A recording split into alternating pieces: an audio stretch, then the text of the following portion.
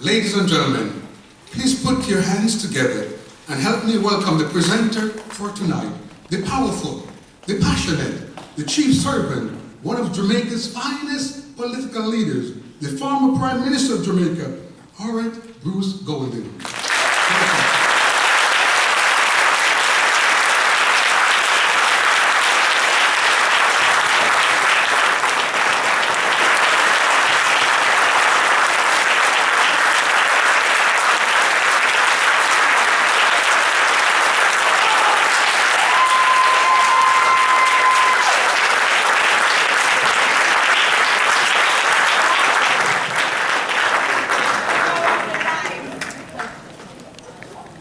All that Lowell needed to have done to better that was to have brought a piece of hot hard-dough bread.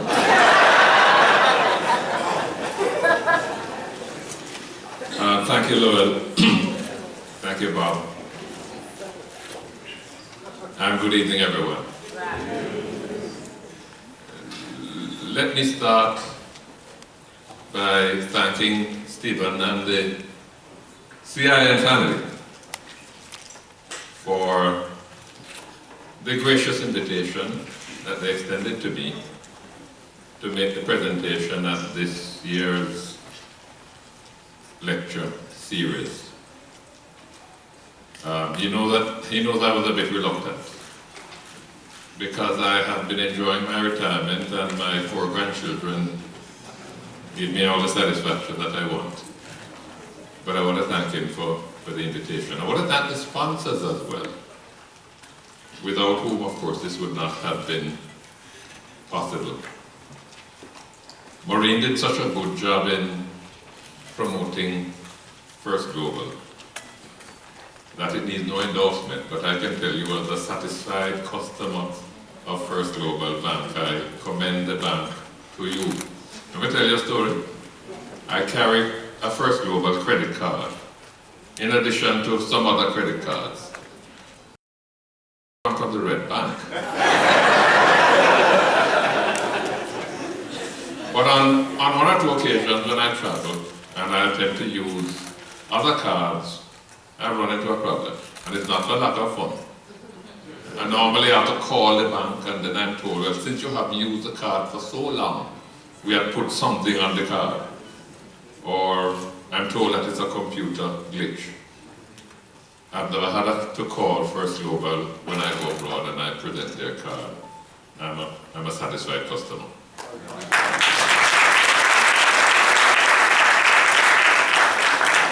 I'd like as well to thank all of you who have honored me by being here. I really want to thank you for coming out. I want to thank as well those vocal individuals on the outside of the building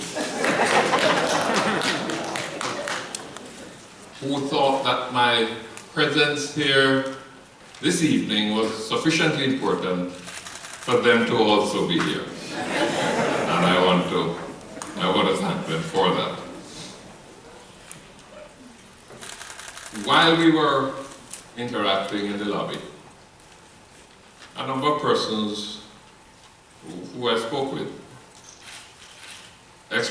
gave me their opinions as to what they think I was going to speak about this evening, beyond just the broad topic of our challenges and opportunities and imperatives. When I'm done, I think some of them may be surprised. I hope none of them is bored. I hope all of you will be challenged. Let me put the remarks that I want to make in some context. Over these past few weeks, most of you, or many of you, would have held your breath, maybe even wrung your hands, as the budget crisis in Washington unfolded and the US stared down the barrel of default. And much of the focus, certainly in terms of the news that I watched, has been on the bickering that goes on between the White House and the Congress and within the Congress itself, and of course the flashpoint issue of Obamacare. And that has tended to obscure what I think is the fundamental issue that faces the American people. And that is the fact that for a long time, the federal government has been spending more than it earns. And in the process, it has accumulated a huge debt that threatens the well-being of present and future generations.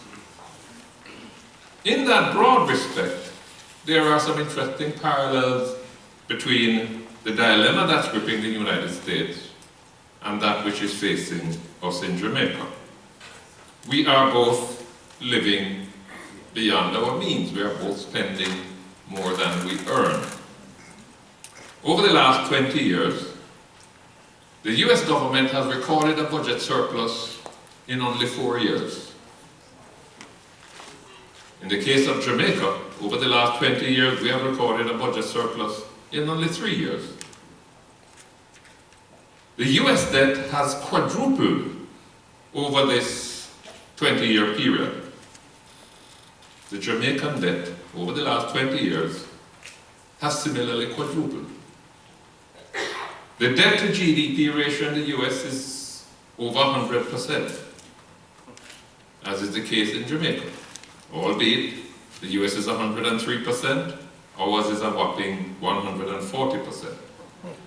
And if we look, we can even find similarities in the hostility shown by one political party to the other. It happens in Jamaica, it happens in America. But the similarities pretty much end there. The United States is still the world's largest economy. Twice the size of China, despite China's rapid growth in recent times, and equivalent in size to all of the countries that make up the European Union. So that despite all of the trouble that it is having, the US is still the most powerful economy in the world. It holds the reserve currency of the world. Its treasury bills and other securities form the backbone of the global financial system. And US debt instruments remain a highly sought after commodity.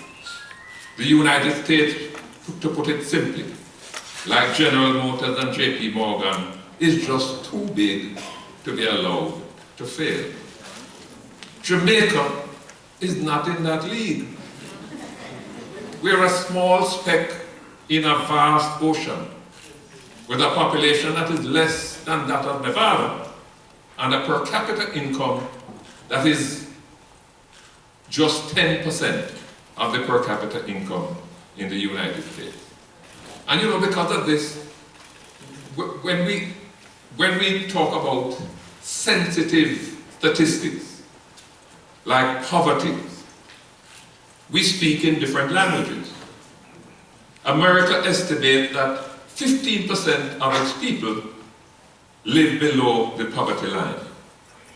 In Jamaica, we estimate that over 20% of our people live below the poverty line. But what is the poverty line? In the US, the poverty line is $63 a day. In Jamaica, the poverty line is $3.50 a day. So if you were to apply the US standard to Jamaica, about 95% of the people in Jamaica would be below America's poverty line. So our symptoms may be similar, may even be identical, but the relative scale and the seriousness of what afflicts us, not the same. The root problems are vastly different. The range of options open to us, very unequal. The pain we must endure, both from what ails us and from what can cure us, is not in any way comparable. I want to spend just a few minutes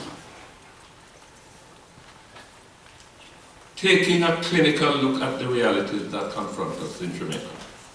And I want to stay within that 20-year framework. The figures I'm going to give you are US dollars. And I'm doing that deliberately because I want to avoid the distortion that would result if we were to speak in two different currencies. Because we have had currency changes over these 20 years. Do you know, for example, that over that 20-year period, the Jamaican dollar, in relation to the US dollar, has lost 79% of its value? That's the level of depreciation that has taken place in those 20 years. So we need to bring the numbers together. And what I've done is to take the figures for each year, convert the Jamaican dollars for that year based on what the exchange rate was in that year, the average exchange rate for that year, so that we can be comparing apples with that. Now, over that 20-year period, the total amount of revenue that the Jamaican government has collected, and by revenue I mean all of the taxes that we collect, the customs duties, the income tax, the GCT, the telephone tax, everything, plus the grant that we get from friendly countries such as America, countries in Europe and so on. All of that revenue over those 20 years come up to $51 billion. Remember, I'm talking US dollars now. 51 billion. I want you to note that figure carefully because of what I'm going to follow up and say. We have collected in taxes and grants 51 billion. But over that 20-year period, and here is the rub, we have had to spend 52 billion to pay the principal and interest on the debt that we owe. So over that 20-year period, we have actually had to pay out more to service our debt than all of the taxes and revenues that we collect. Do you know what this means? It means that before we can pay one teacher or provide one school lunch, before we can put one bottle of aspirin in a hospital, before we can fix one pothole, before we can put 1 gallon of petrol in a police patrol car, before we can send out 1 pension check, we have to borrow. So we have borrowed and borrowed. And we have buried ourselves under this mountain of debt. We have plunged ourselves in a deep hole of despair. And therefore we're just not able to spend the amount of money that we need to spend, that all governments of Jamaica want to spend on critical things like education and health and security and infrastructure. The very things that we need to spend on if we are to become, as we proclaim in Vision 2030, if we are to become the place of choice to live, work, raise your families and do business. I want to give you some stark comparisons because we have to put all of this in context. You know, in the United States, you hear the constant discussion about the failing education system and the need for America to spend more on education. You hear the concern about the availability of health care, and that has led to President Obama's signature domestic policy, Obamacare. But let us look at some numbers. The United States currently spends on education annually $11,000 per student, 11,000 US dollars. In Jamaica, we spend 932 US dollars. The US currently spends on health care $8,600 per capita annually.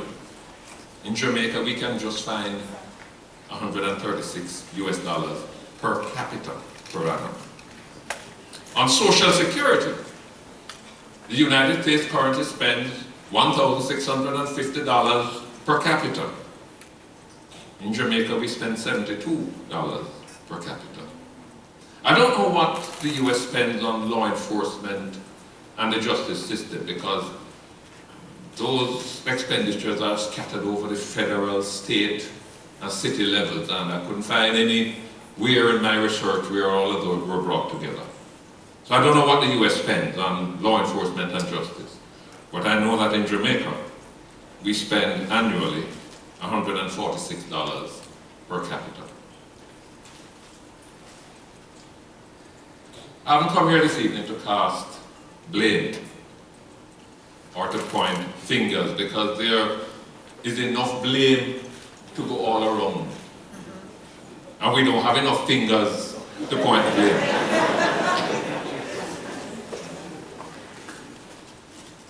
Over the last 20 years, the Jamaican economy has grown by only 10%. Over 20 years, by only 10%. So that anybody who is being upfront would have to recognize that we have made many mistakes. We have missed many opportunities, that some of them come but once. Looking back and pointing fingers won't help.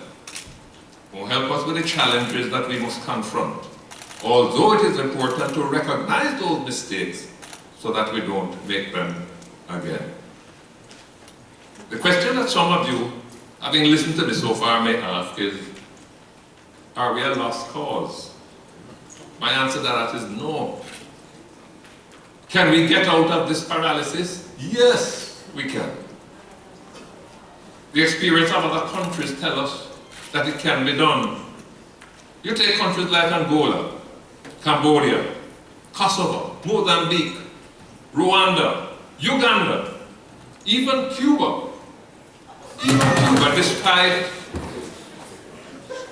Despite the unjust and unjustifiable United States embargo. These are countries whose economies were ravaged by war and oppression, but now are on a steady growth path with moderate debt ratios, increasing productivity, and rising incomes. Is it going to be easy? No, not by a long shot. Remember what Benjamin Franklin said? No pain, no gain. How do we go about fixing this problem? I think the first thing is that we have to recognize that the options that are open to us are severely limited and diminishing steadily. We are more and more boxed into a corner. There are some countries which are defined by the World Bank under this rubric, highly indebted poor countries, HIPIC, who benefited from a debt relief program coordinated by the World Bank and the IMF in 1996. These countries were required to undertake structural reform, but because of that, and because of the relief that they obtained, where all of their external debt, multilateral and bilateral, was written off at a cost of some $74 billion US. These countries were then able, freed as they were from this burden of debt service, they were able to pursue development strategies and expenditure that gave new energy to their economy. And although they still have a far way to go, they are now enjoying unprecedented levels of growth. Jamaica was not eligible to benefit from that program because the same World Bank classifies Jamaica.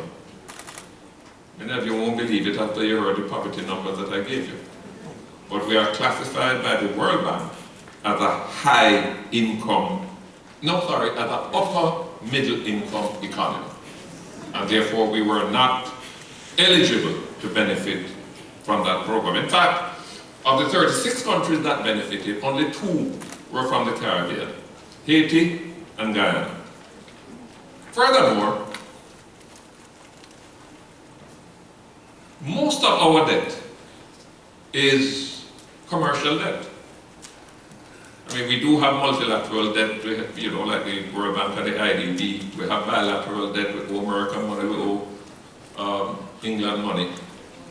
But the majority of our debt, and this is a change that has taken place over that 20-year period, the majority of our debt is owed to commercial lenders, like the banks. And the banks, as you know, are persons who manage money that belongs to savers and investors. So the banks can't countenance writing off debt because it's other people's money that they are responsible for. So that kind of support and bailout simply was not open to us. Our small size, the small size of our economy and our population and our country is also a constraint. If you look at countries like Brazil and South Africa and Indonesia, just to name a few, they are able to use their domestic economy to drive their domestic market, to drive their economies, and then to develop the efficiencies and the competitiveness there to be able now to tackle the rest of the world.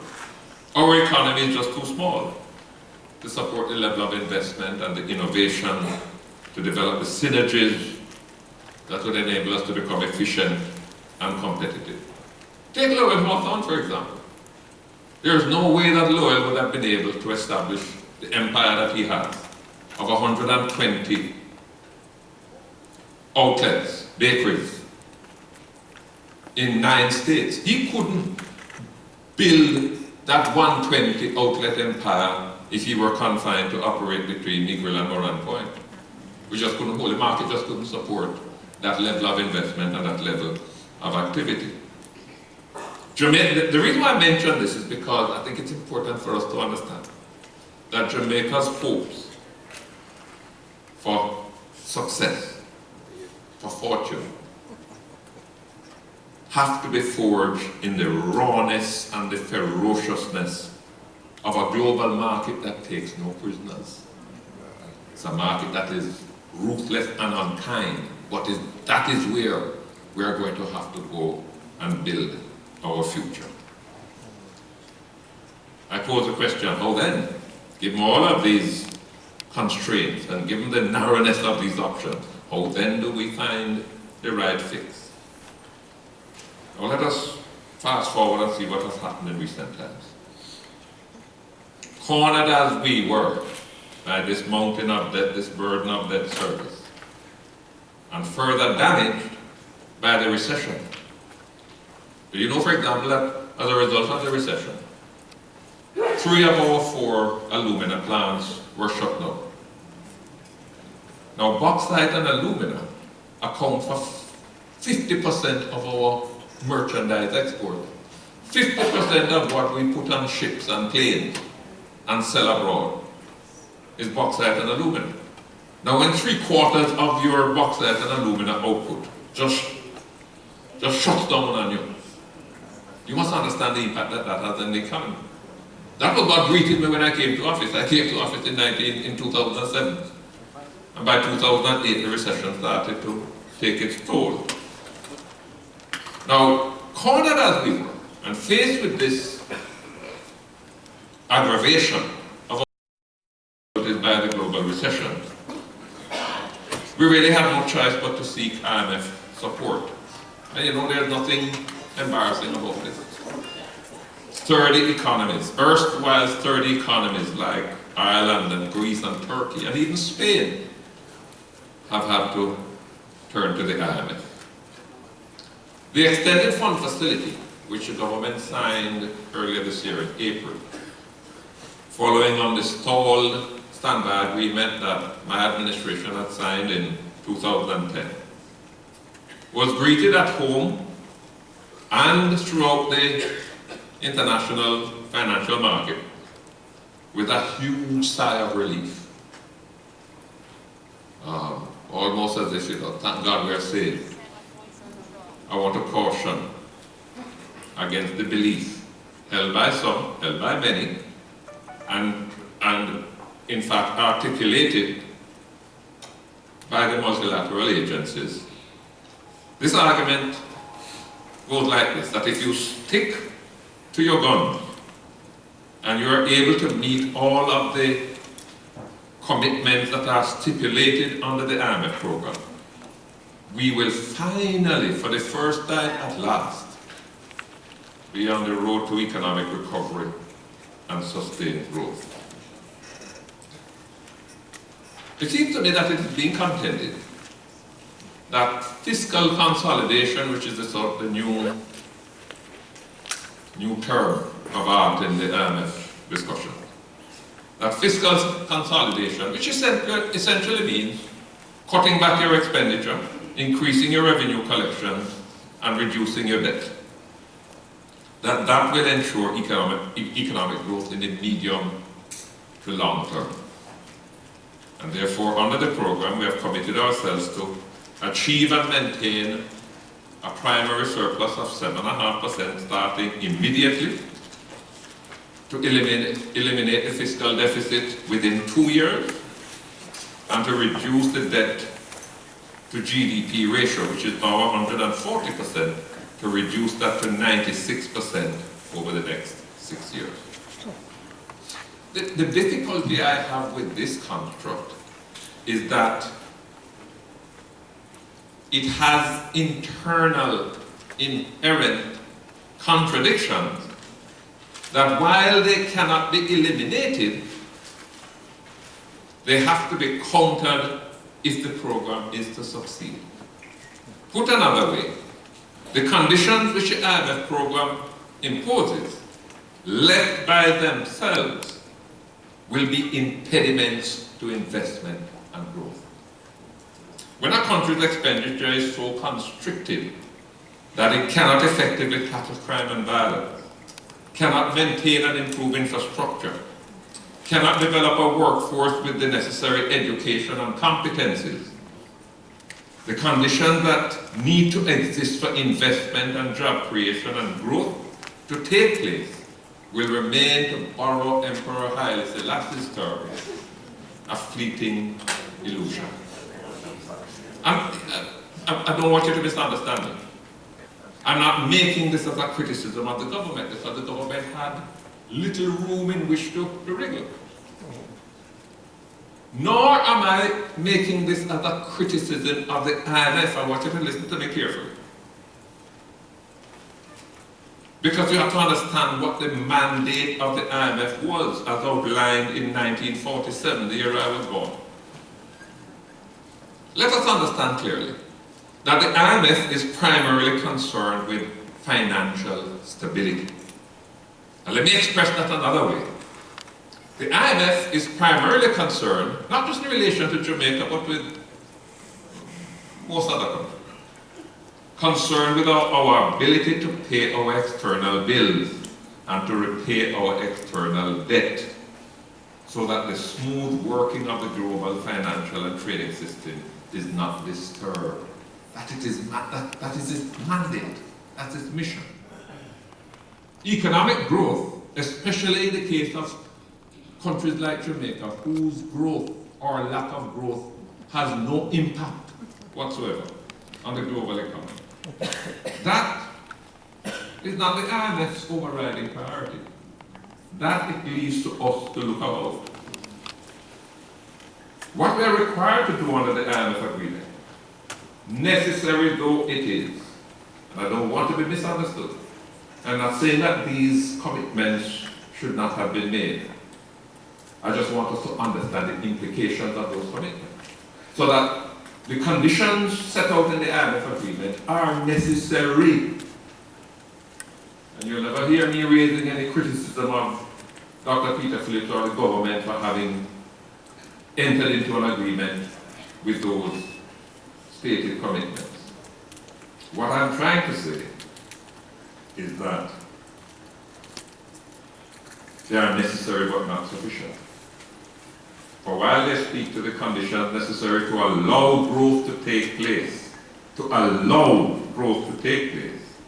they do not embody the proactive steps that are required to make that growth happen. One is to allow, another is to stimulate. The challenge that faces the government, therefore, indeed the challenge that faces all of us, is not just the business of passing quarterly IMF tests, but how to generate growth while pursuing a constrictive, growth passive fiscal policy as required under the IMF program.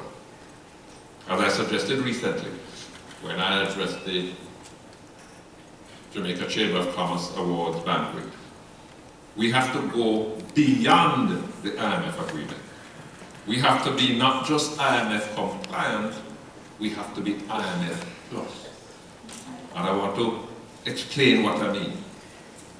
But here again, you see the vast dissimilarity between the United States and countries like Jamaica.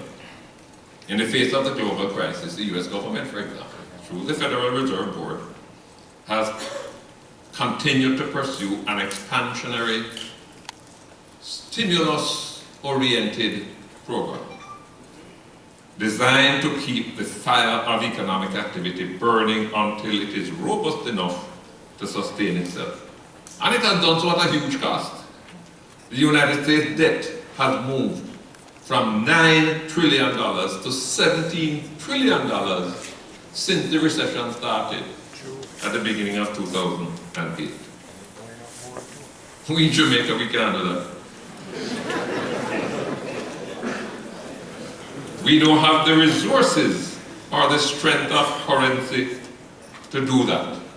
You know, the donkey had some profound words to say about the topography of the world. And he said to us that it's a level. So when I speak about having to be not just IMF compliant, but IMF plus, what do I mean? I suggest that we begin by identifying what are the binding constraints to investment in Jamaica.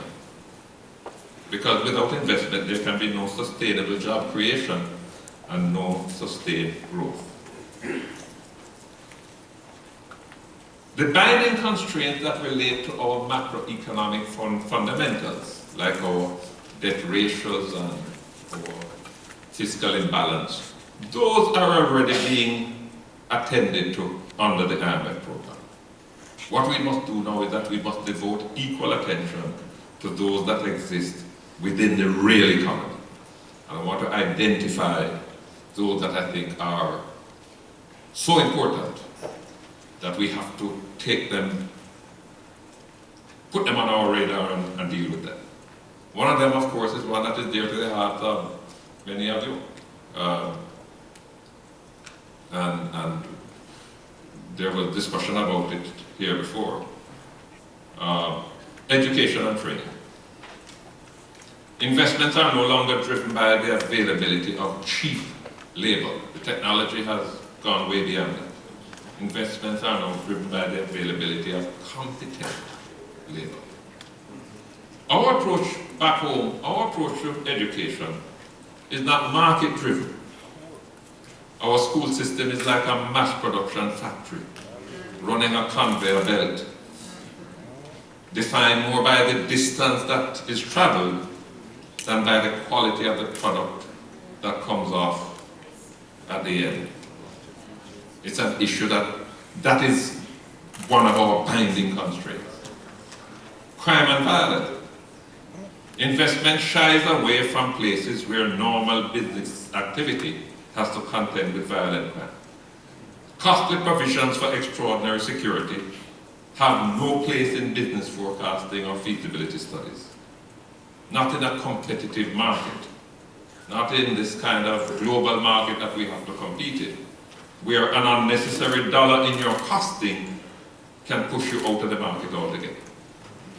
Thirdly, the hassle that people go to do business in Jamaica. You know, when we speak of the ease of doing business, you know, that's not just a cliche. It is a defining issue in the decisions that investors make. The World Bank's Ease of Doing Business Index for 2013 ranks Jamaica as 90th out of 185 countries. Which means that if the question of how easy it is to do business becomes the toss-up issue in an investor's decision, there are 89 countries that will be more attractive to him than Jamaica. Fourthly, our infrastructure. Modern, efficient infrastructure. The road network, telecommunications, our air and sea ports, transportation, the availability of good potable water. All of that is critical in attracting investment, and I don't think I need to elaborate on that. And then finally, in terms of what I consider to be the binding constraints, the question of energy. Jamaica's electricity cost is 4 times that of Canada, 3.5 times that of the United States, and equivalent to Denmark, which is supposed to have the most expensive electricity in the world. If we had no other major impediments, might be we would be able to live with that. But with other issues impacting negatively on our investment decisions, on the investment decisions that people make, this one has to be dealt with as a matter of urgency. Now, I've identified what I consider to be the 5 binding constraints. I haven't set them out in any particular order of priority because I consider them to be all priorities. There are other issues that I know might come to your mind. The creaking justice system, poor housing, the overburdened healthcare system, bad environmental practices. I feel that important though these are, my focus is on those issues that constitute the binding constraint to the flow of investment that is necessary to create the jobs, generate the growth that we need. Get those 5 areas fixed, and we will have the capacity to fix the others. The question I'm sure that some of you will ask is, given all that I have said about our limited capability and resources, where are we to find the capacity, both in terms of attention and focus, as well as in terms of the resources to address these issues? I will respond this way. We will have to not only ride and chew gum at the same time. We're going to have to light a candle and direct traffic while we ride and chew gum. A nation that is at war has to redefine its priorities, refocus itself, and reallocate what resources it has. When a nation is at war, the soldiers who are fighting that war on behalf of that nation are fed before everybody else. That's why when there were shortages of things when Britain was in World War II, but the soldiers were well looked after. They had to be, they were fighting a war. We better understand that we are at war, not with any other nation, but we are at war with the poverty and development deficit that has plagued us for too long. And therefore we need to take some tough, deliberate decisions. Let's look back at those 5 areas of what I call binding constraints. And let me outline how I think we ought to approach it. I depicted our education system as a conveyor belt that spits out more rejects than quality assured products. And the evidence is there. If you look at our economic social survey report, you will see that 74% of our labor force is unskilled. That's what the report says, although I think to be more specific, they do not have a certified skill set. They may have 3 or 4 CXC subjects, but they're not skilled in terms of any particular work to be performed at a workplace. The mantra of the Ministry of Education, and it has been so for a long time, is, and it rings so nicely. Every child can learn, and every child must learn. And you know, it is a noble objective, but the fact of the matter is that some children learn better than others. I suggest that we take a deliberate approach. Identify those students who show the capacity to develop their potential. And you don't have to go employ no foreign consultants to identify them. They identify themselves by their performance. And I say, do not hold them back in the path of underachievement.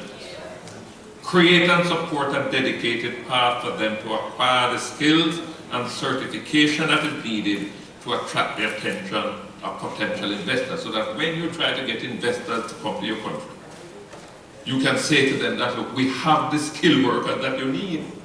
You don't have to go to India. You don't have to go to these places, because we have them ready to roll, bring investment come. The approach I suggest has to be market driven. Our curriculum and training programs, the allocation of student loans, cannot continue to be oblivious of what the market wants and is prepared to pay good dollars for. Plus, to be brutally honest and frank, we do not need a labor force that is 100% skilled and certified. If we had a labor force that is 100% skilled and certified, we would not know what to do with them. We couldn't absorb them. We'd have to export them. We don't need more than half that number to drive a level of economic activity that would generate sufficient jobs for the other half. Robust economic activity creates a huge demand for low-skilled and unskilled labor, just as Singapore, where they have to import labor to deal with the lower-level job, because Singaporeans are just too highly trained to do those jobs. Some people will call this discrimination. I call it prioritization. We are at war. We must be prepared to fight that war. I come now to the question of the other one of the other binding constraints, question of crime and violence. 3 to 4 murders a day in a population of less than 3 million makes Jamaica a frightening place in which to invest. Reducing crime is not something that, to borrow the tagline from Kentucky Fried Chicken back home, we can be content to be working on it. We have to fix it. And our efforts must be so demonstrable and result-proven that investors will be confident that we mean business. We will never get consensus. I want to say this with all the seriousness that I can muster. We will never get consensus on the strategies to be employed. The balance that must be observed between hard policing and community policing, between social intervention and the appropriate use of force. Some of the alternative approaches that are being suggested by human rights groups and others back home are costly. If reducing crime is to await the day when our debt service obligations will allow us to allocate the resources needed to do so, that day, I submit, will never come. Policing strategies must conform to the Charter of Rights, which we promulgated in 2010. The Independent Commission of Investigations, which was established in 2010, to hold police and prison officials accountable for any human rights breaches, that must be supported. But the police cannot be epitomized as a villain to be harassed and intimidated to the point where they are too demoralized and disinspired to do the job that they are required to do. Much of the crime that we have in Jamaica, based on the reports coming out of the police, is gang-related. There are many states in the United States. There is Canada, there is Australia, there is the United Kingdom, that have found it necessary to introduce specific laws to deal with criminal gangs. During my term in office, we started work on legislation, and I'm pleased that the present government has now taken that legislation to Parliament to provide a special regime for dealing with the suppression of criminal gangs and organizations. But the objections have already been mounted.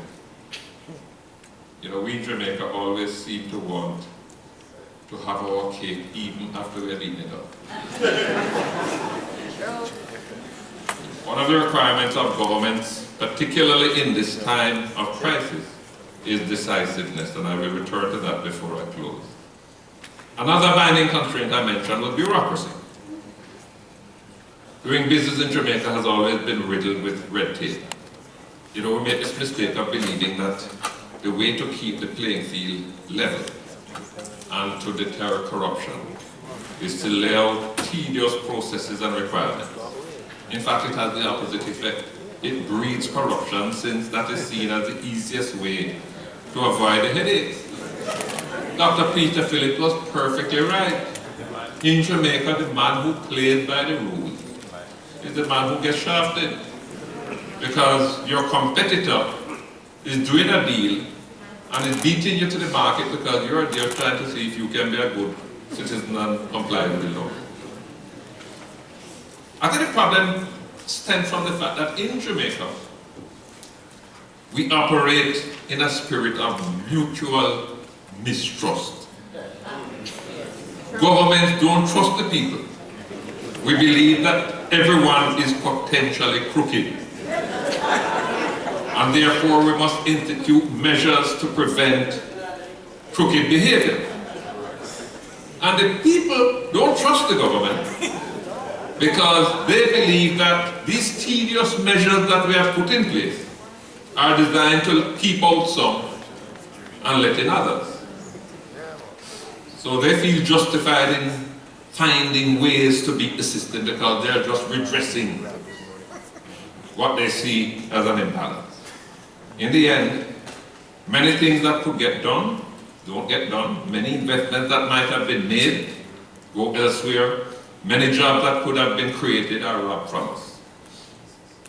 I want to suggest two things. Firstly, government has a critical role to provide oversight and to regulate. And nobody can do that but the government. But there are two approaches that you can take. One is to lay out these tedious procedures that must be complied with. In Jamaica, we believe that we must not only put on belt and braces, we must put straight jacket on as well. That's one approach. The other approach is to put in place effective mechanisms to hold accountable those persons who break the rules.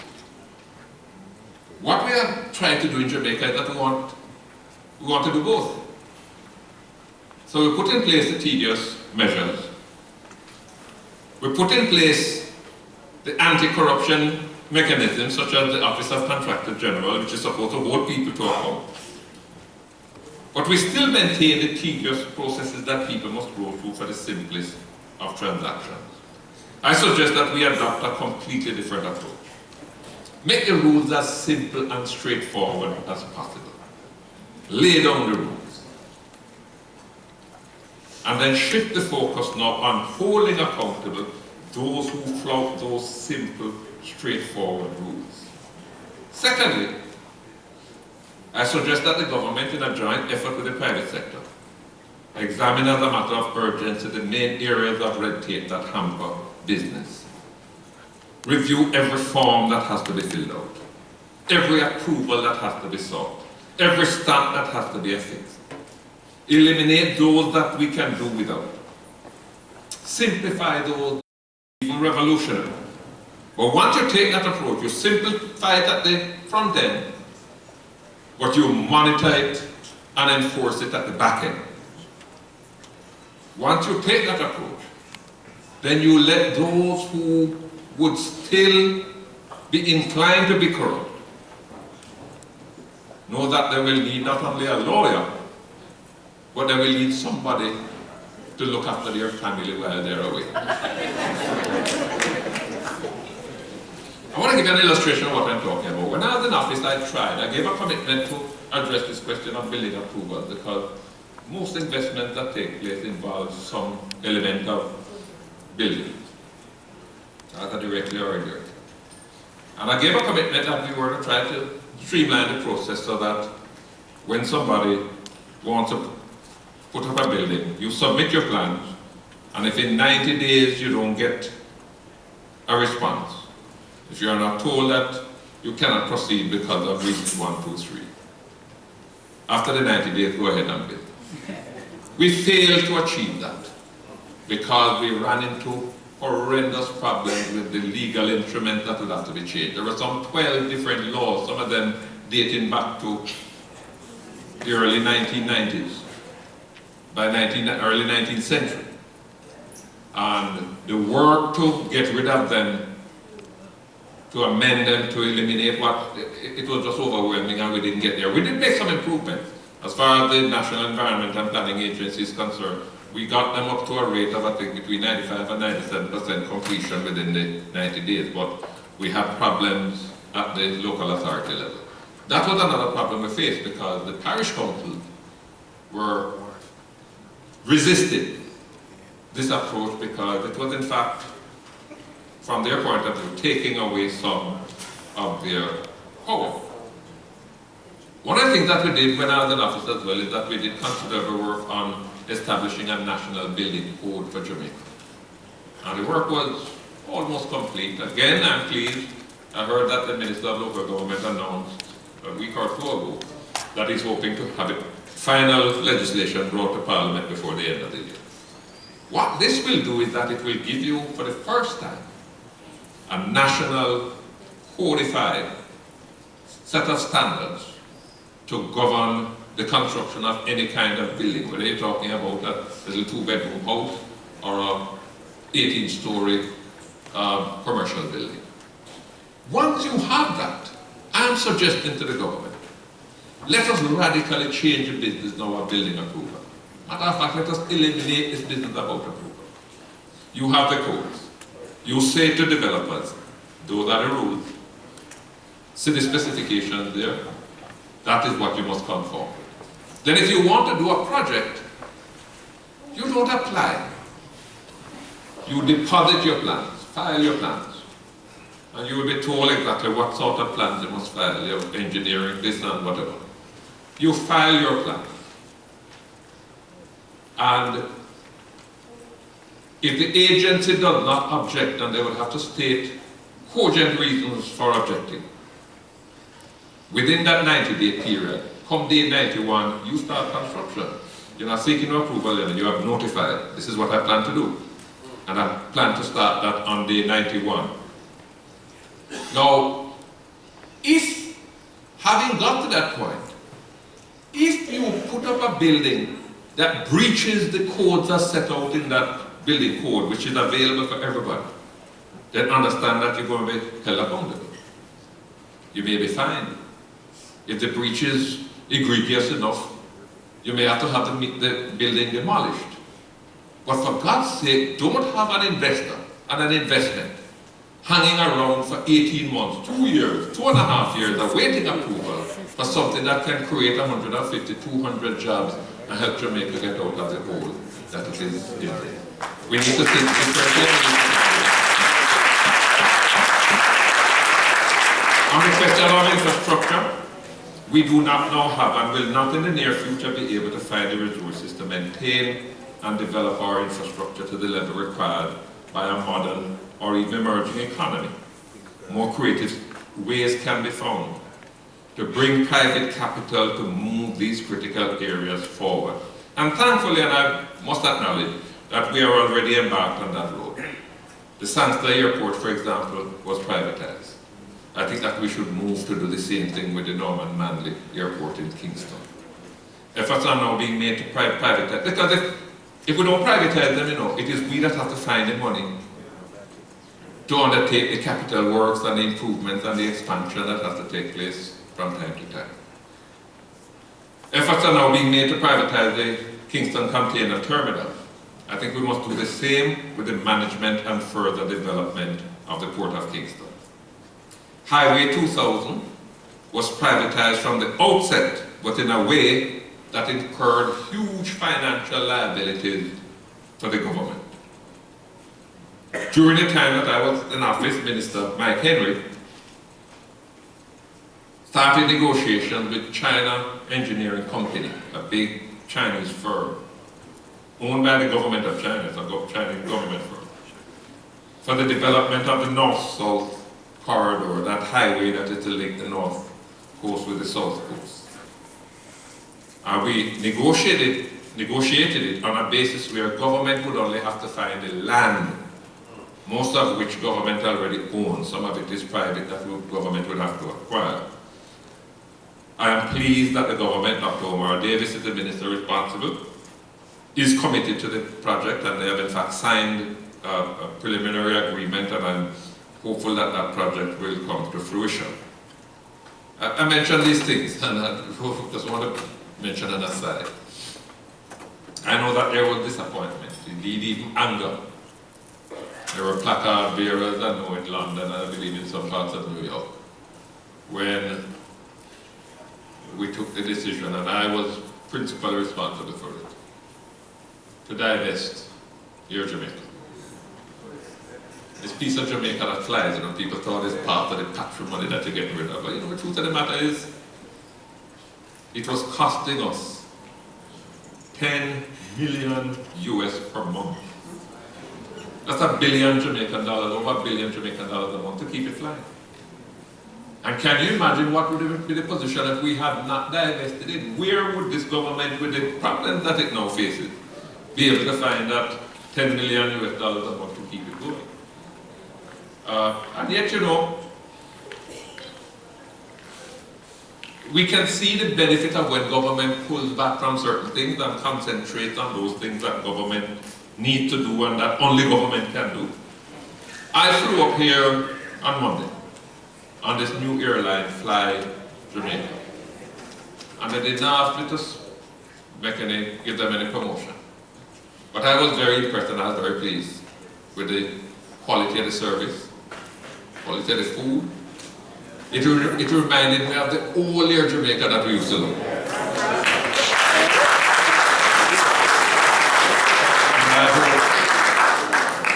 I hope that they do well. There are other areas that we can involve the private sector in. Important sections of the road network, the supply of water, they can be packaged to attract private investment.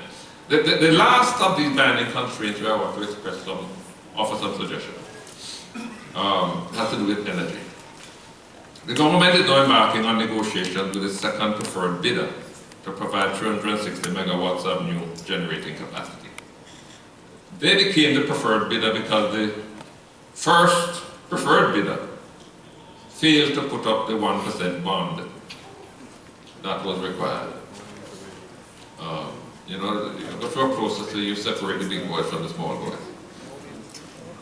The fact that the bid invitation failed to attract any company with proven track record in the business of energy development, I find worrisome. But the government is now legally obliged to pursue the negotiations, and time will tell whether they will be concluded and whether the project will be successfully delivered.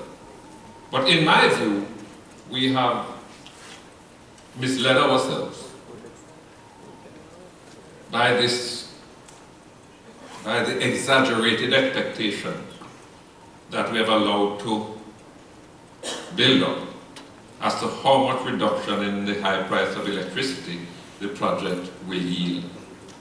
A major part of our electricity cost is the inefficiency that exists in our generating equipment, which is, much of it is pretty much obsolete. If you put in new generators, even if you use the same expensive oil that we are now using, you're going to produce savings. But I doubt that this can be as much as the 30% that has been touted. The price differential between oil and natural gas, in my view, is not sufficient to generate huge savings far beyond that which can be obtained by just improving your generating processes. It is my view that Jamaica's only hope of any real dramatic reduction in electricity costs depends on our chances of identifying our own sources of energy. And in that regard, the geological data that we have acquired over the years is very encouraging. You know, I've seen some of the figures that have been put together by the preliminary studies that have been done. And quite frankly, if you look at the seismic characteristics of the contiguous seabed around Jamaica, and look at where oil and gas have already been found and are being exploited, there is good reason to feel that we have some of it too. The precise quantities and the commercial viability will of course have to be determined through appropriate agreements with exploration companies, because we don't have the money to go and do the exploration on our own. But you can negotiate arrangement where they will get some of the, if they go down there and they find the oil or gas, they get some, government retains some. But until we find ourselves in a position where we have some control over our own domestically sourced energy, which will then put us in a position where we can do what Trinidad does. And what Trinidad does is to say, no, we have oil, we have gas, we want our country to develop, and therefore we're prepared to make that energy available to our producers here at a determined price that will make them competitive in the market. That is when we're going to be able to really put our economy in such a position where the cost of electricity can become part of our competitive advantage rather than being at the hindrance that it is now. So I suggest to you that we need to address these 5 binding constraints, and we need to do so with the same determination and commitment that we are giving to the quantitative and policy targets that are mandated under the IMF agreement. The IMF targets are one wheel of the bicycle. Fixing these 5 binding constraints will provide the other wheel that we must have if we are to move forward instead of continuing just to balance on one wheel. In doing so, and notwithstanding the sparsity of the options that are open to us, there are opportunities that we must grasp and exploit to the maximum. Our greatest asset is our people.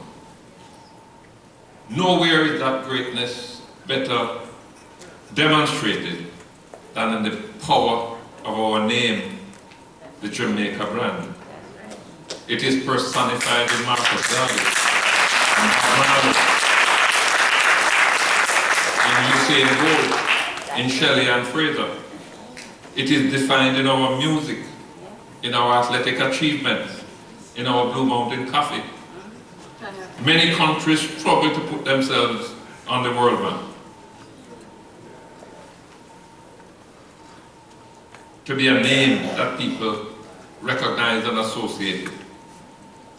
We are already on the map, but we have not found a way to translate the power of that presence into the investment and jobs and improved living standards that it has the potential to deliver.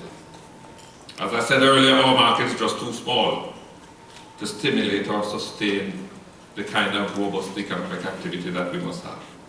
We have to penetrate the global market. We perhaps will never be mass producers requiring huge markets. We don't have to be. We don't need a huge shop in the market. What we need are stalls strategically located where the shoppers are. Do you know that 1/10 of 1% of the world market would be sufficient to put every Jamaican to work and even cause us to have to import labor? 1/10 of 1% of the global market.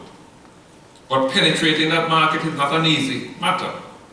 A handful of local companies like Grace Kennedy and Ray Neville have been able to establish themselves on a modest level. Doing so requires resources and it requires clout that are beyond the capacity of even most large Jamaican companies. Our access to the US market under CBI through President Reagan, to Canada under CARICAN, and to Europe under EPA has not yielded any significant benefit because our export infrastructure and capacity are weak.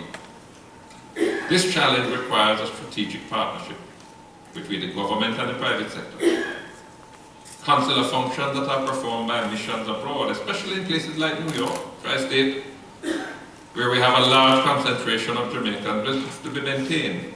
But apart from that, our overseas missions, which spend a lot of time in the practice of diplomacy, must be refocused and appropriately staffed to be a part of a machinery to build a platform for putting our goods and services in every market that can be found.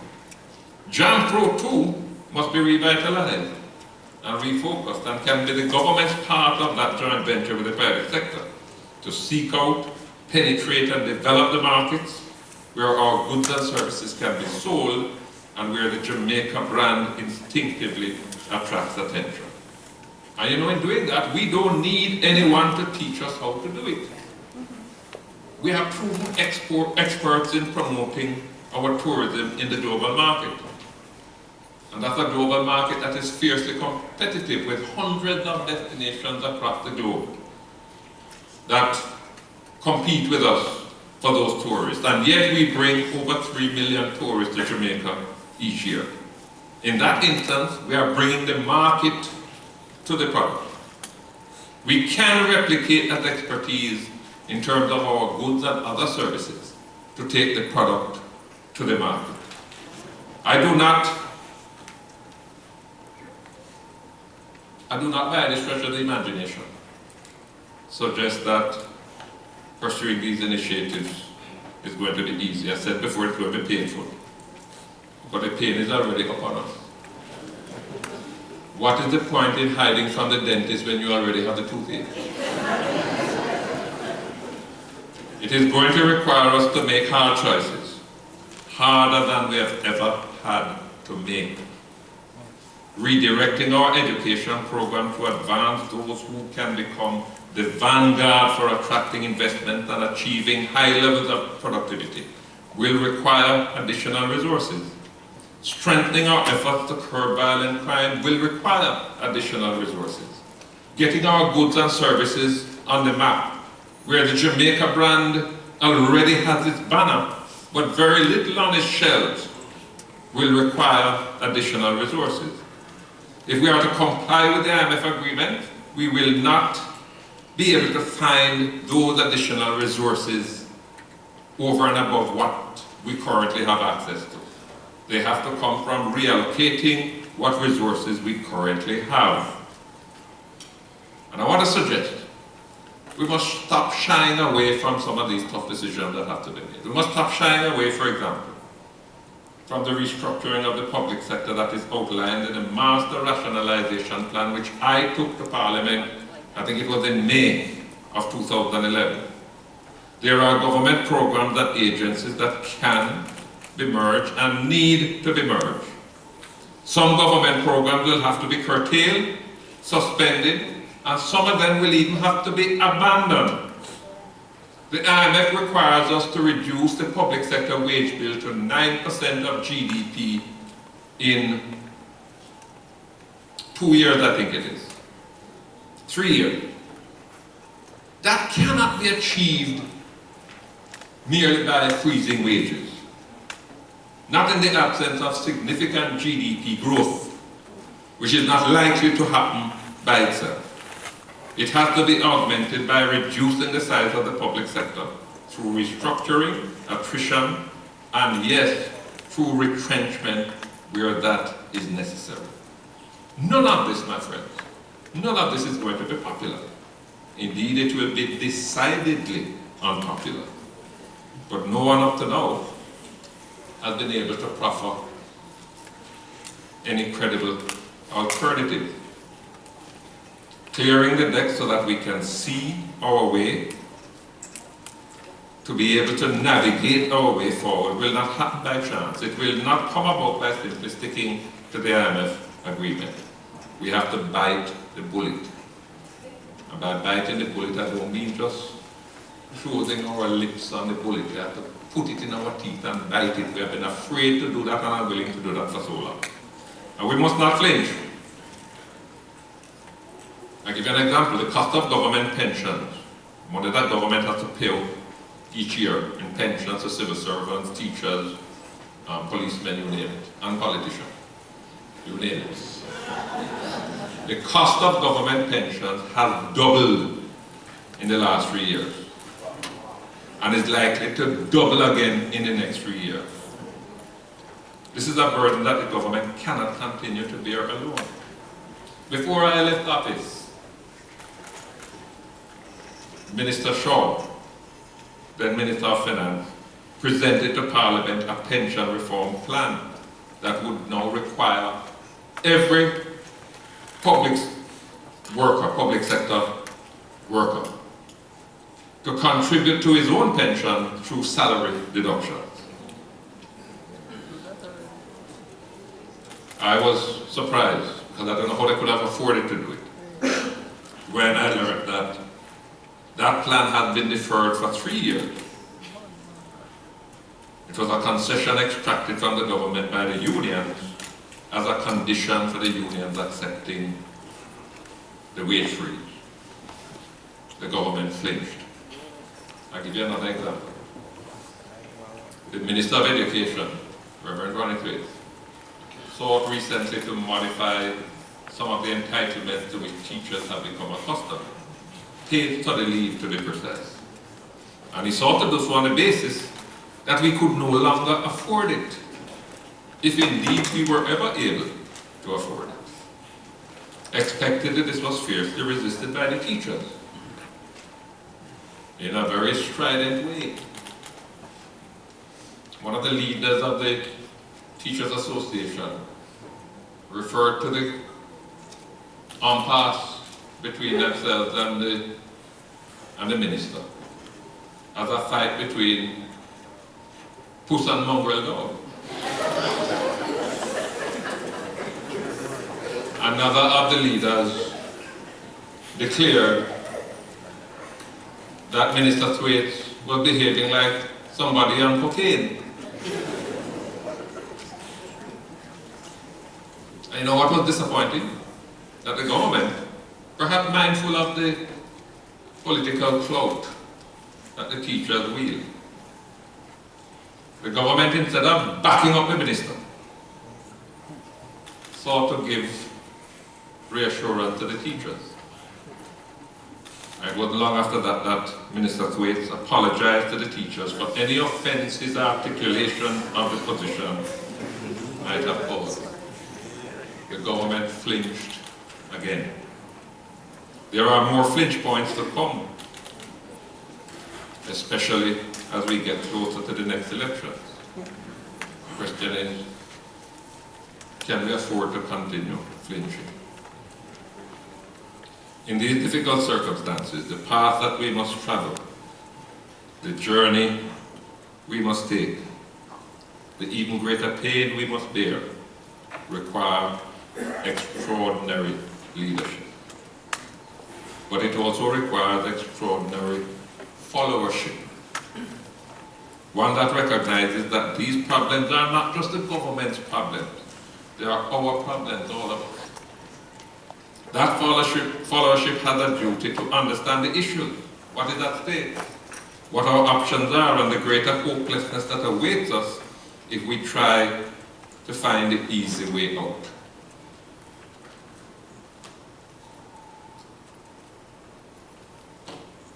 I'll cite for you an example. Take a country called Latvia in Eastern Europe, part of the old Soviet Union. Latvia was badly damaged by the recession. Its economy shrunk in, I think, a year or a little over a year. Its economy shrunk by 25%. Far worse than even we in Jamaica.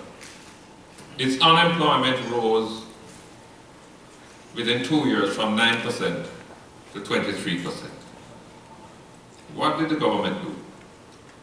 They cut public sector jobs by 15%.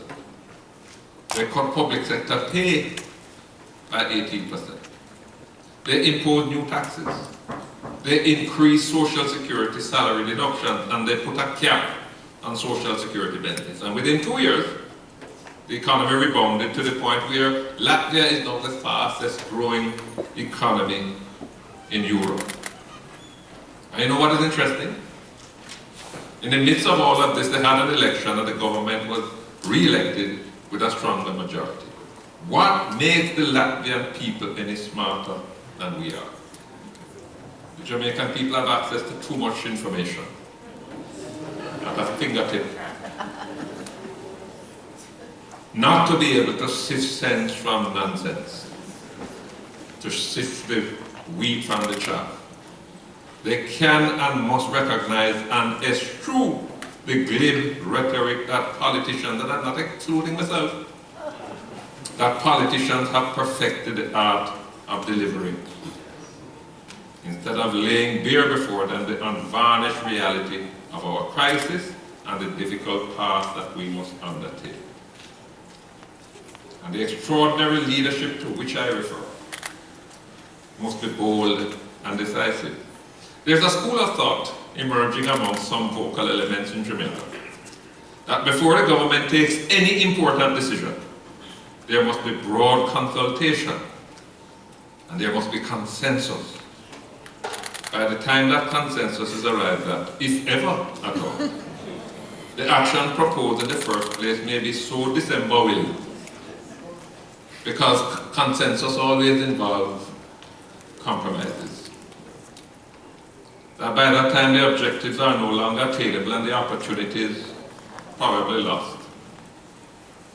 Many of the issues to be dealt with are so contentious that consensus is not possible. Worst of all, a place like Jamaica where we quarrel over nothing.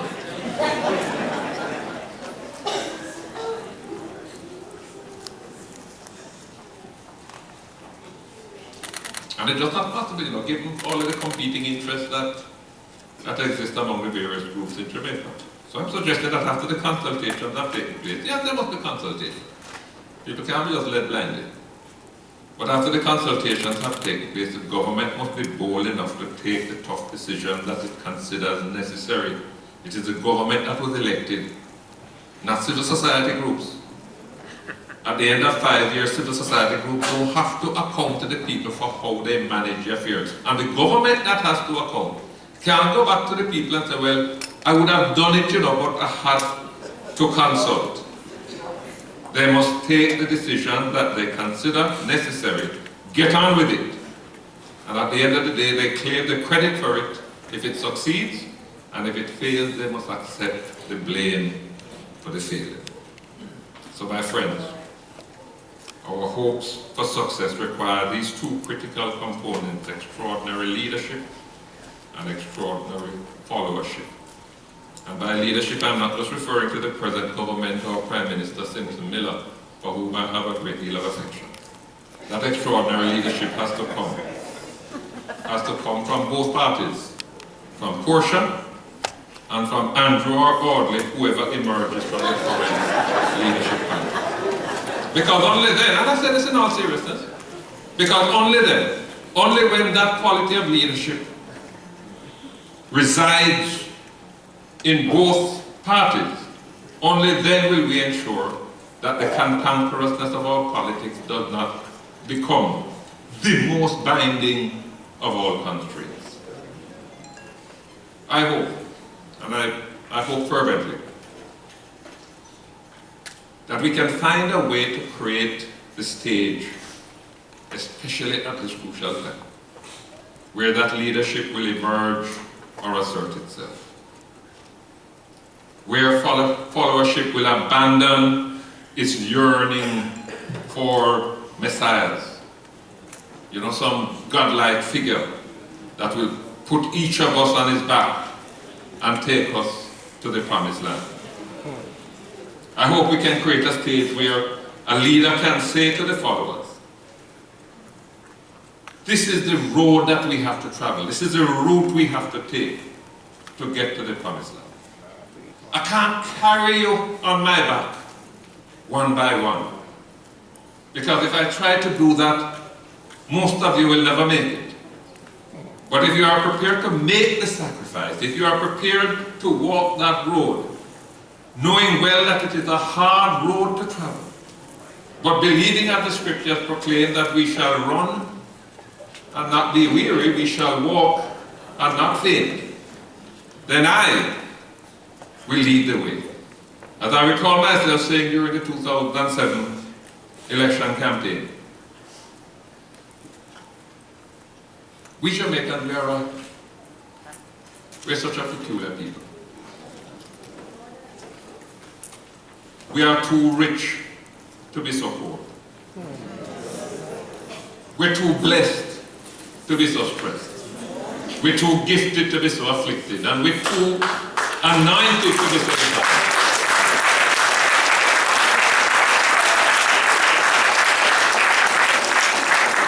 And I feel, with all the experience I've had with 40 odd years in public and political life, I just feel that we have reached a stage in our evolution where we must find a way to run and not get weary, to walk and not fail. I thank you once again. God bless.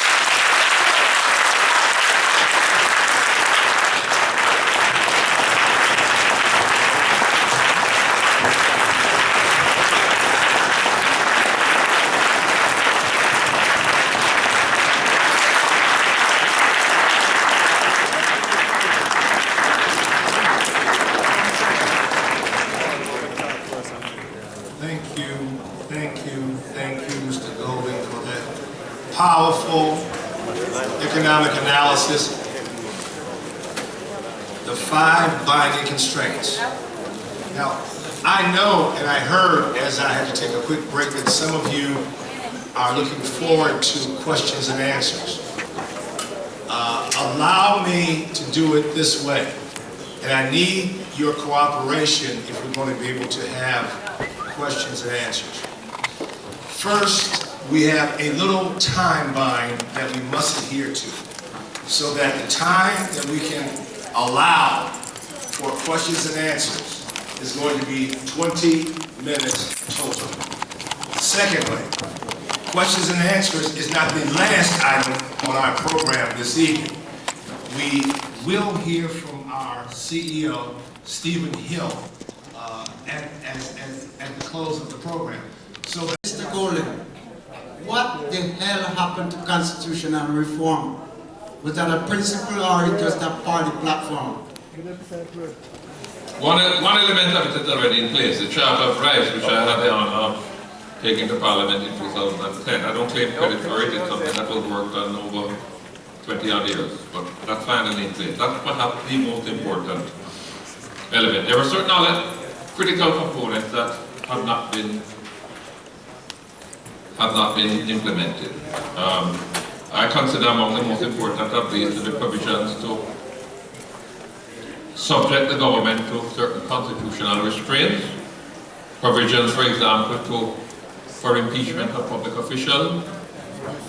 What is holding that up is that many of those things require a referendum. As indeed it requires a referendum to make Jamaica a republic and to remove the Queen as head of state.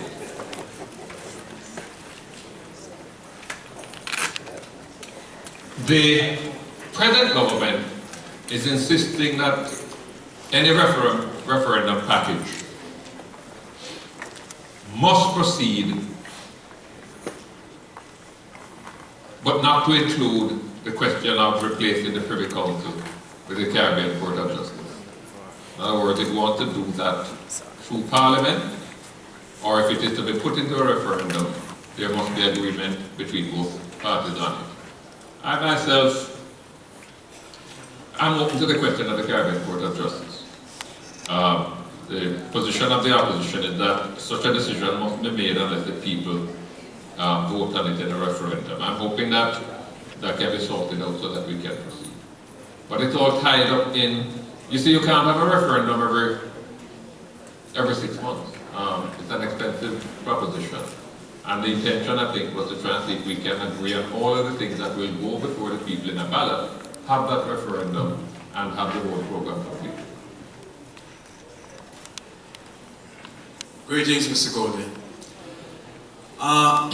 Do you think that given the vast resources of the diaspora, as unorganized as they are, do you think governments from independence until today has missed an opportunity to nurture the diaspora and its resources in the advancement and development of Jamaica? And lastly,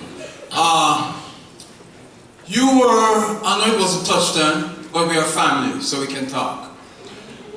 You were the commander-in-chief of the government a few years ago when an assault was made on Tivoli Gardens. It was a massacre of monumental proportions. Many of us believe hundreds died in that massacre.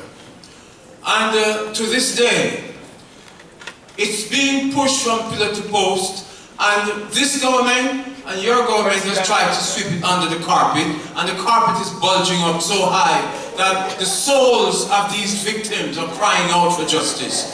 And don't you think that it would be only fair and just that we have a Nuremberg type of commission of men and women of honor to sit on the council with the power to indict?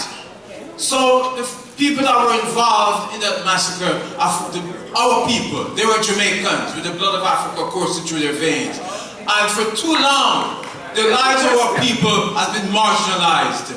And it seems as if they have no work. I'm asking you, do you think... I'm anxious to respond, but I can't respond. Do you think that the people of Jamaica deserve to have such a commission? So justice can be shown, can be treated, so the little people, such as myself, can finally...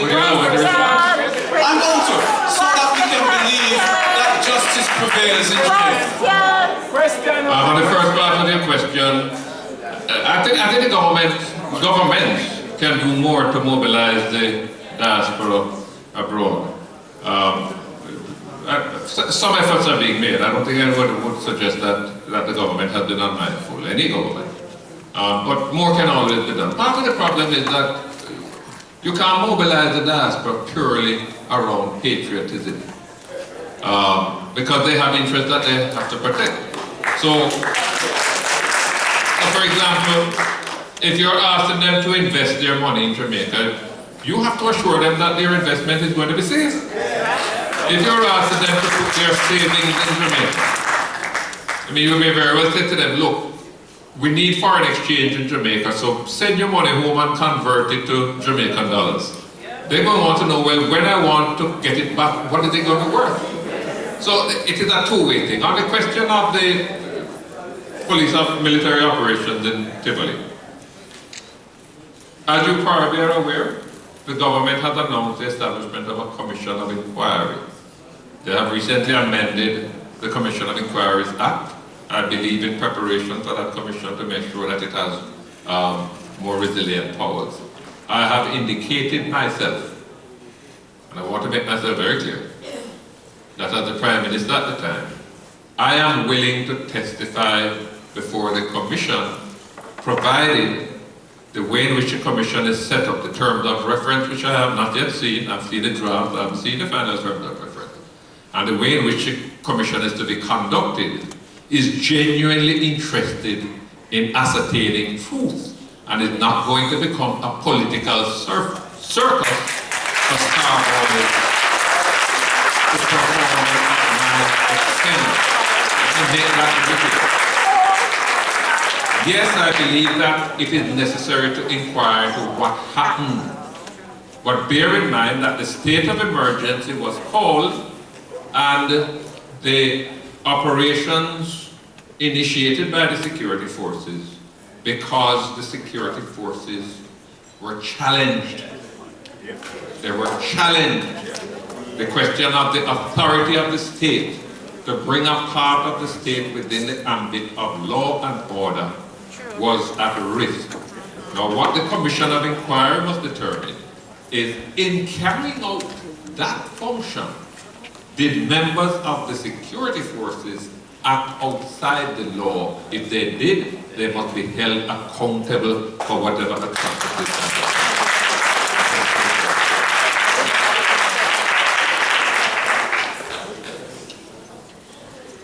Good evening, Mr. Bolin. My name is Michael Nugent of JDP. My thing is this, your government your government, which was in power during the time of 2007, you had instituted a barrel fee of $5,000 on each barrel that is shipped from the United States or any other countries coming to your country, coming to Jamaica. And the other thing is... $5,000 Jamaican dollars? Yes, $5,000. 5,000 Jamaican dollars, right? And as you know that most of the Jamaicans that are living in this area ship those barrels. Why is it that your government and this present government, which has now acted in response by attaching another $1,000 on that barrel? Oh my God. Another what? $1,000. Where was that? Which is now $6,000 per barrel. That particular barrel, which most of it is dark food that we're giving back to our own people. Your government and this present government has interjected $6,000 on each barrel that is coming into Jamaica itself. And this is a gift to our folks back home. Well, I think you have to understand. I think you have to understand so that there are barrels and there are barrels. There are some barrels that contain things that are clearly intended for family and so on. There are barrels that come down and they contain dutiable stuff that are not intended. I think an attempt was being made to address two things. One is to at least ensure that there is some basic minimum revenue that is collected, because the barrels have to be handled. There are customs officers that have to handle the barrels. They have to be paid. Yes. And if you getting the barrel, not contributing something to that pay, is the poor little lady who was paying our GCT that will have to put up the money to pay that. So it was intended to provide some flow of revenue to offset the cost.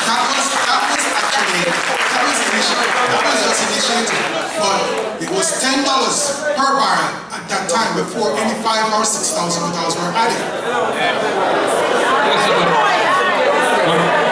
With the greatest respect, the $10 cannot really pay the offer. That's the $10, which is a fee. But even that, sir, that's $1,000. $6,000 Jamaican dollars. Now listen up, please listen up. We have 10 more minutes for questions and answers. Once you listen up now. We occupy this place at the pleasure of the Schomburg. We cannot put their staff into overtime because we didn't abide by our time. Now that's what we're dealing with here. So we have 10 more minutes.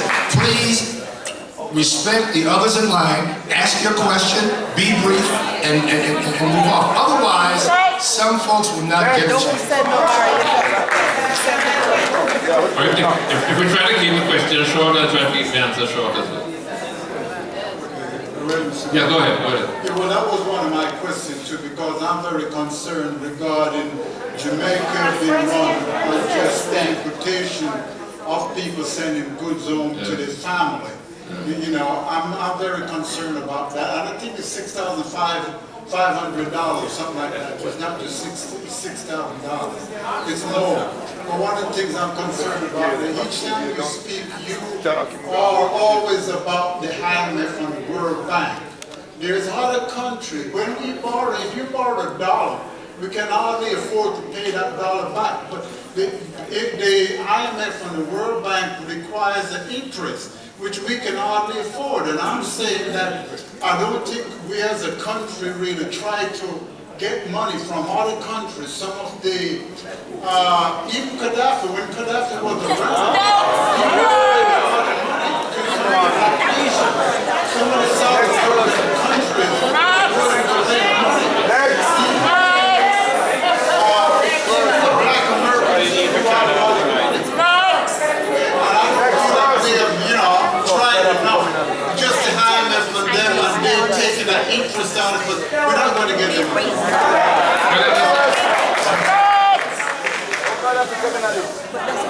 You see, we're not India. If you bomb an airplane and kill off 200 people, and then after a while you are contrite and you say, well, look, I'm going to be a good boy and I won't do that again.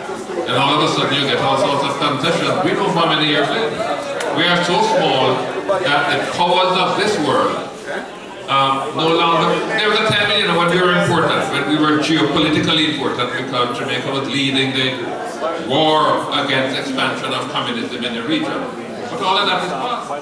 Our geopolitical importance has disappeared. And we have to understand that we are going to have to find our own salvation and make whatever sacrifice we have to make in order to secure it. I have only 2 questions. I'm sorry. Jamaica used to be the fastest GPA, what is it, gross domestic product country, fastest growing country at the time when Sanser was the prime minister. And I just want to know what happened. Why are we in so much debt now? Or, we're in this predicament. And even Singapore went to Jamaica to find out why we were so successful. Why are we in this trouble now? Well, I think because we made some fundamental mistakes at the time. We were growing very well. Lee Kuan Yew came from Singapore, saw what we were doing, was so impressed that he copied the plans and went back to Singapore, and the rest is history. We made some terrible mistakes in the 1970s that we are still not recovered from. Don't let me go there.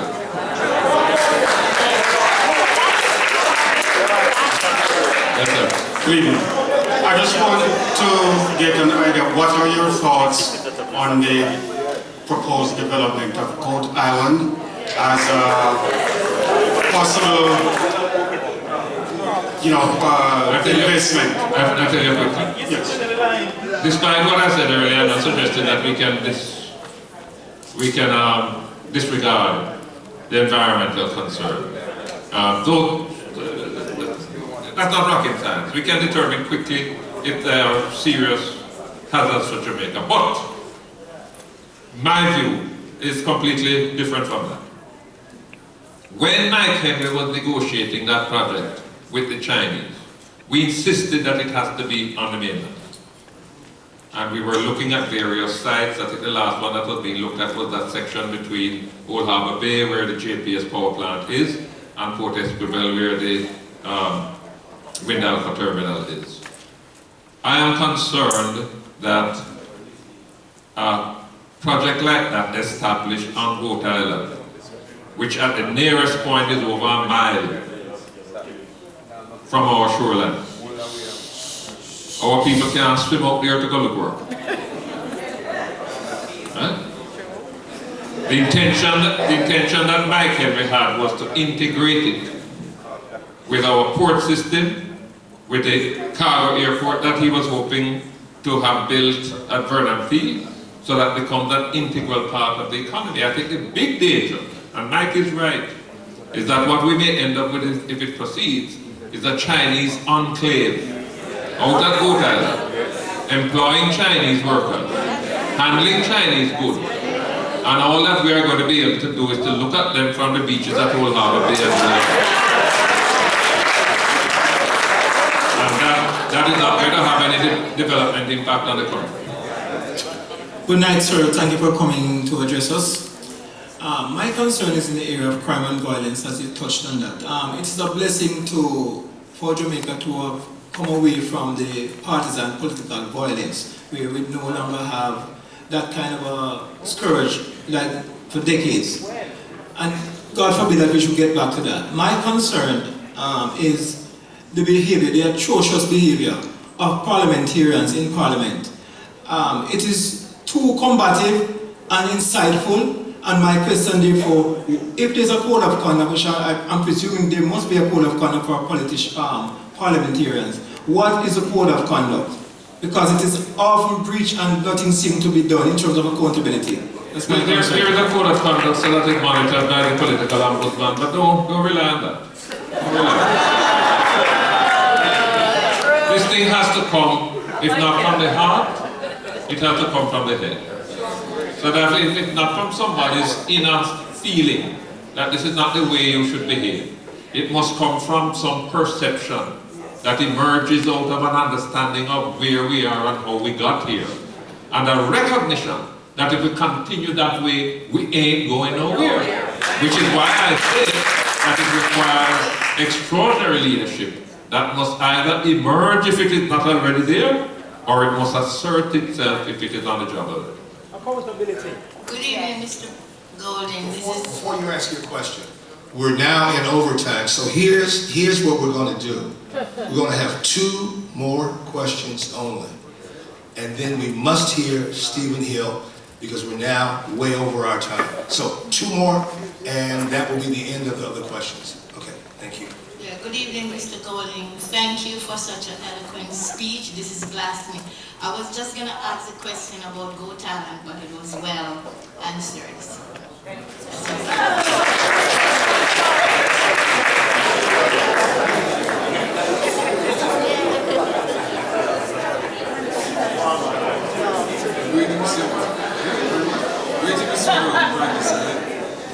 Okay, good to know that you're here and to give us some information.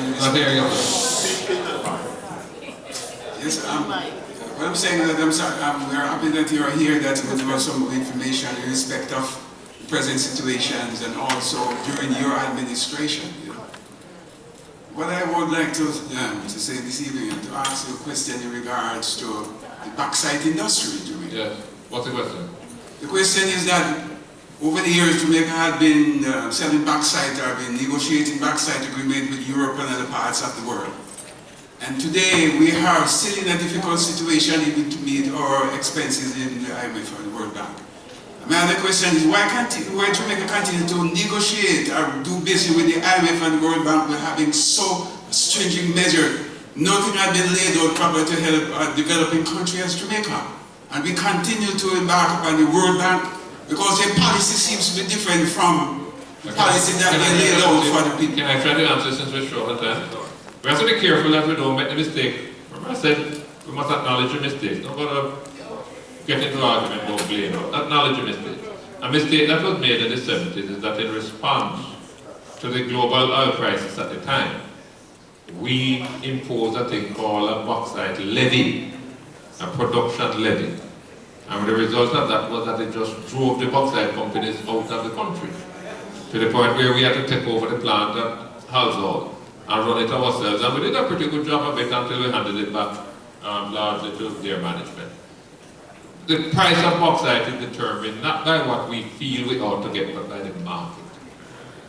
You know, if there's a downturn in the US economy so that people are not buying as many pots and pans before, people are not taking as many trips with with airplanes that need aluminum, then there's going to be a drop in the price, there's going to be a glut on the market. We have to, it's market sensitive. Insofar as the other part of what you ask is concerned, I share your concern. Let me just speak to it specifically. On every occasion that I spoke at any major World Economic Forum, at the UN, when I was invited kindly by Prime Minister Harper of Canada to attend the G8 summit in Canada, and happened and I suspect that Prime Minister Harper had something to do with it. I was seated next to President Obama. I raised this issue, and I suggested that, look, the developed world, you know, America and the European OECD countries, cannot continue to look at countries like Jamaica, you know, as if, well, you know, we'll help you out and so on, but you have to try a thing on your own. The reason for that is we are the market, we the developing countries, we are the market for the industrialized world. If we don't, I mean, when they make their flat screen televisions, we don't make them, we have to buy them from the developed world. We don't make our own tractors, we have to buy them from the developed world. We don't make BMWs and Mercedes-Benzes, we have to buy them from the developed world. And I say to them, you need to try and see if you can get an understanding that if you help us to develop, if you help us to improve the standard of living of our people, so that more of our people can buy Mercedes-Benz and BMWs and flat-screen television, you are going to be better off. We have to try and make them ourselves, not buy them. Make them ourselves. But the industrial world is so preoccupied now with the recession and with the difficulties, I don't think anybody has that on their agenda right.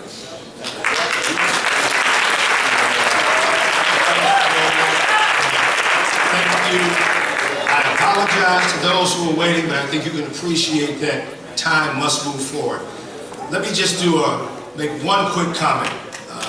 You know, every organization has a spark plug, a driver, an initiator, someone who has that vision. Oftentimes it's a solitary job and role. But I tell you that CIN was the brainchild of Stephen Hill. And all that you've come to enjoy and expect over Channel 73 and before that Channel 31 came out of this gentleman's head. And so we owe him the opportunity and your attention to come to hear what he has to say on the occasion of our 20th anniversary. Mr. Hill, come on out.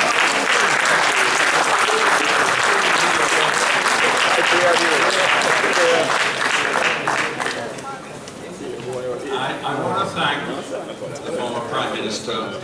This is the second time he has spoken after I have invited him.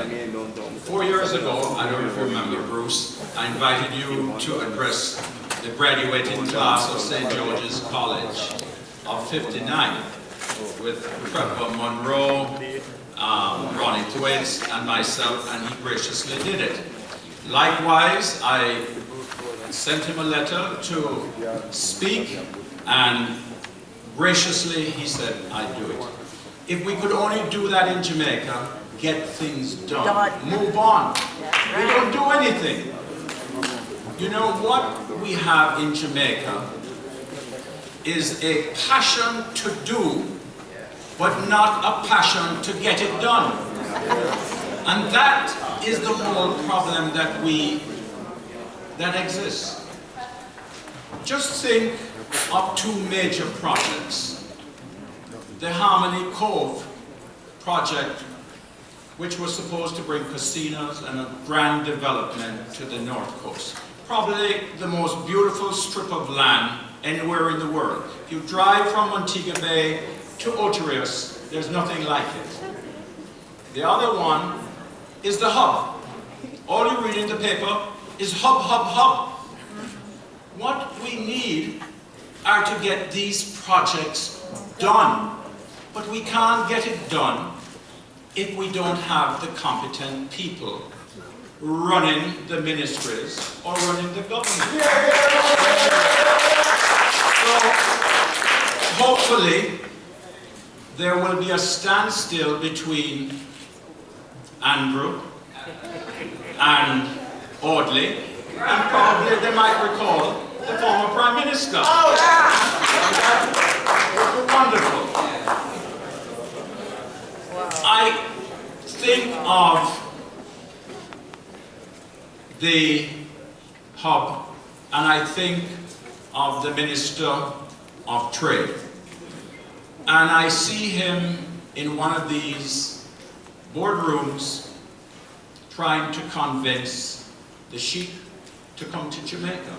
Look, come and invest.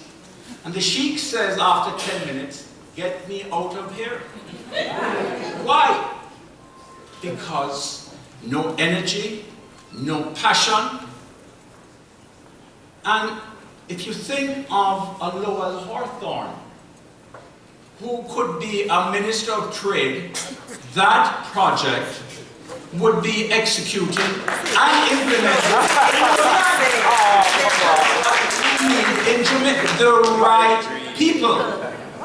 When last seen, the sheik was riding his camel through the desert and says, do not get in touch with me till the Jamaican delegation has left.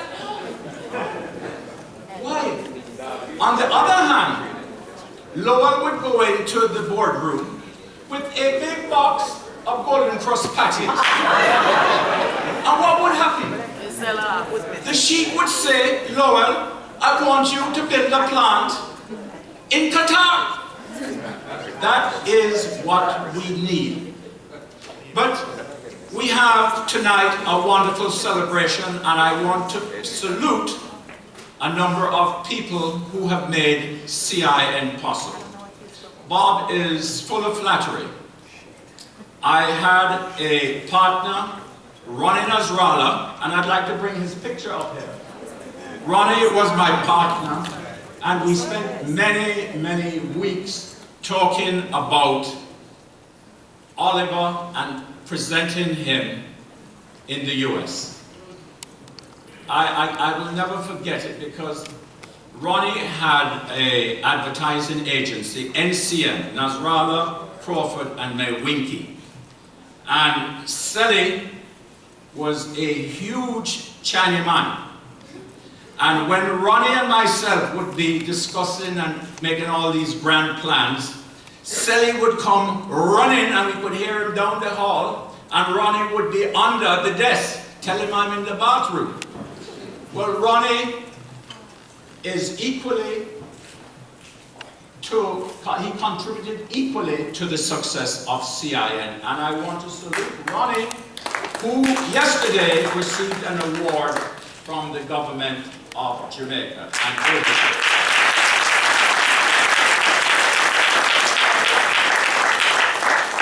And who else was very key to the success? Bob, come up here. Bob Gore. Please come up. Bob, come up on stage because Bob has been the Rock of Gibraltar. He taught me so much about television. He educated me, and Bob got it done really to present our first program, Oliver at Large. And I'll give you this good example of getting things done, not wanting to do it. Ronnie and myself bought the rights to Oliver. And we said, okay, where are we going to show it? How are we going to get it done? I had a friend, another Georgian, and the Prime Minister is a fellow Georgian. I don't know if he calls himself JC or Georgian, but we consider him one of us. And Don Miller had a friend at the NAB in Washington, Dwight Ellis. He said he is in charge of the National Association of Broadcasting. I picked up the phone, I called Dwight, I jumped on the plane 2 days later, went to Washington.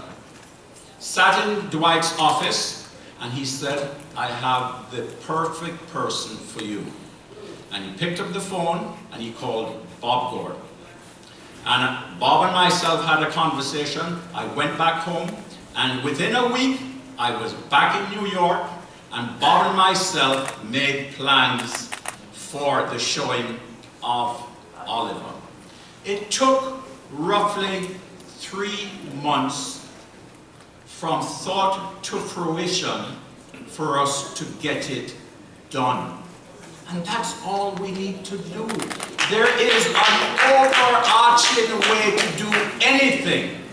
And while the Prime Minister Bruce talks about constraints, I do not see constraints. I see solutions. And if we go up there, we will solve it and achieve it. And Brand Jamaica is not grace, it's creating a prosperity for the people, that they have good shelter, that they can feed themselves, and they can send their children to school.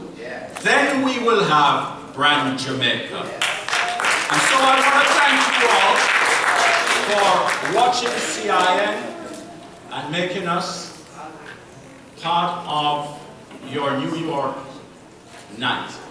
So we look forward to seeing you next year, and thank you very much.